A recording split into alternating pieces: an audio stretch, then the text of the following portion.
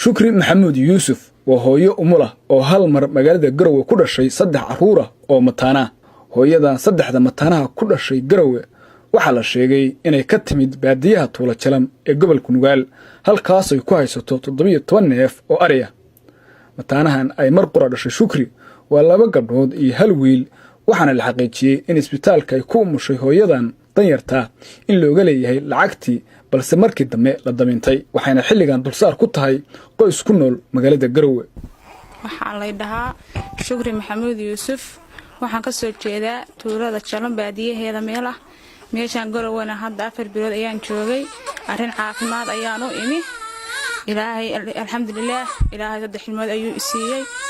meeshii aan dhakhtarka ahayd aan joogay ayaan ku fooshana lacag badan baa leeyaga leeyahay wiil ayaan damaano qaaday waxa weeye caruurtaas 3 kalena baadiyihii baan uga soo tagay waa caruurtaas hadda war ayaga kama hayo. Qoyska Shukri waxay ka mid yihiin dadkii ay xoolo tirtay abaartii sima ee kal hore dalka ku dhufatay waxaana xilligan u jooga 17 neef oo ari ah oo xataa aysan u joogin wax awra oo ay dhaansadaan. Haddii 17 neef oo ari aan ka imi waxba ima raacani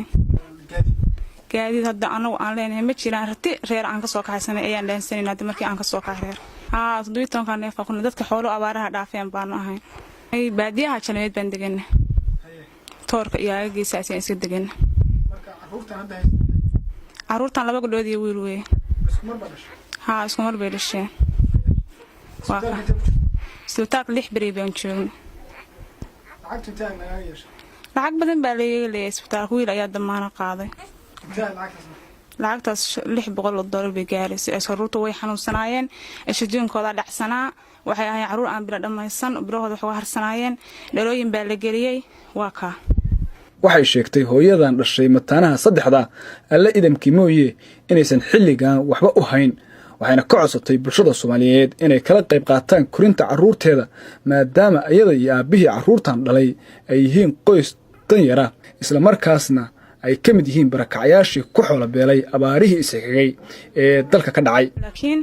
caruurta waxaan ku korin lahaa 6 qof ah ayaan muslimiinta wixii awoodaan jecelahay inay wixii awoodaan inay soo caawiyaan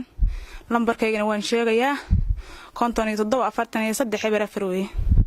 xanuunkaygu waa badnaa wax badan meeshaan hadda 4 bilood baan ku noolaa ilmahan hadda wax yar bay joogaan 10 cisho joogaan